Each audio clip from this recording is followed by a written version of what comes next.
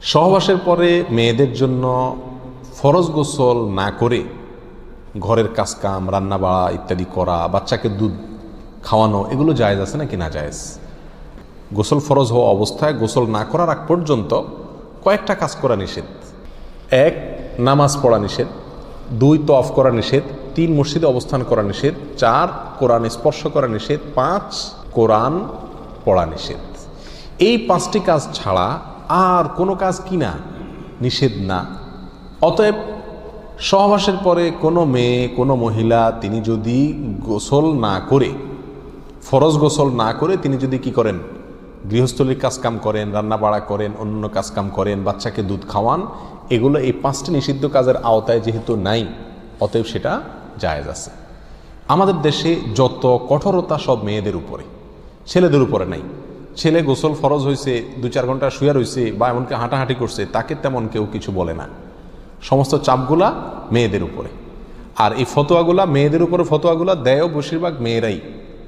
কথার কথা, ননদ আছে, শাশুড়ি আছে বা অন্য কেউ আছে বা জাল আছে, তো তারা খোঁচাইতে শুরু করে যে গোসল না করে বাচ্চাকে দুধ খাওয়াচ্ছে। কোনো বাচ্চা কাঁদতে কাঁদতে মরে যায় কিন্তু দুধ খাওয়ায় না, কেন? কারণ গোসল করে নাই। তো এগুলো না জানার কারণে হয়েছে। ফরজ গোসল না করে 5টি কাজ করা নিষেধ, এর বাইরে আর কোনো কাজ নিষিদ্ধ না। অতএব এমনকি আপনি রোজাও রাখতে পারেন, কি ফরজ গোসল না করে রাখতে পারেন বলতে সাহারি খেতে পারেন, সাহারি খেয়ে রোজা শুরু করতে পারেন। তাহলে আপনি বাচ্চাকে দুধ খাওয়াতে পারবেন না, কে বলেছে?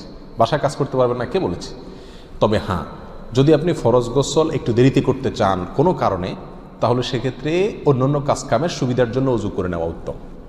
সহিহ মুসলিমের এক হাদিসে আসছে, নবী আলাইহিস সালাতু ওয়াস সালাম গোসল ফরজ হলে ওই অবস্থায় যদি কেউ ঘুমাইতে চায়, শুয়ে থাকতে চায় অথবা অন্য কোনো কাজ করতে চায়, তাহলে তাকে ওযু করে নেওয়ার পরামর্শ দিয়েছেন। অতএব ওযু করে নিয়ে এরপর অন্যান্য কাজ করা উত্তম। এর বাইরে ওযু ছাড়া যে সে কিছু করতে পারবে না, ব্যাপারটা এরকম না। একবার আবু হুরায়রা রাদিয়াল্লাহু তাআলা আনহু, তার সাথে নবী আলাইহিস সালাতু ওয়াস সালামের দেখা হয়েছে কোনো এক রাস্তায়, এই অবস্থায় যে তার গোসল ফরজ হয়েছিল। তো আবু হুরায়রা রাদিয়াল্লাহু তাআলা রাসূলুল্লাহ আকরাম সাল্লাল্লাহু আলাইহি ওয়াসাল্লামকে দেখে এড়াইয়া চলে গেছেন, একরকম পালায়া চলে যাওয়ার মতো, যায় তাড়াতাড়ি করে গোসল টোসল করে তারপরে আসলেন। নবী আলাইহিস সালাতু ওয়াস সালাম জিজ্ঞাসা করলেন, আবু হুরায়রা তুমি কই গেছিলা, তোমার দেখলাম? বলে, ইয়া রাসূলুল্লাহ, আমার গোসল ফরজ হয়েছিল, তো আমি আপনার সঙ্গে বসবো, সময় দেব, ফরজ গোসল অবস্থায় আমার কাছে জিনিসটা অপছন্দ লাগলো, নাপাক অবস্থায় এভাবে থাক, আপনার সাথে সাক্ষাৎ করব। তখন নবী আলাইহিস সালাতু ওয়াস সালাম বলেছেন, সুবহানাল্লাহ, মোমেন আবার নাপাক হয় নাকি?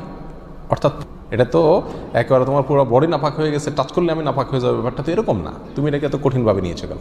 তাহলে এই সব হাদিসগুলোকে সামনে রাখলে মোটামুটি পরিষ্কার হয়ে যায়। আমাদের আয়েশা রাদিয়াল্লাহু তাআলা আনহা থেকে এক হাদিসে আসছে, তাকে জিজ্ঞাসা করা হয়েছিল যে নবী আলাইহিস সালাতু ওয়াস সালাম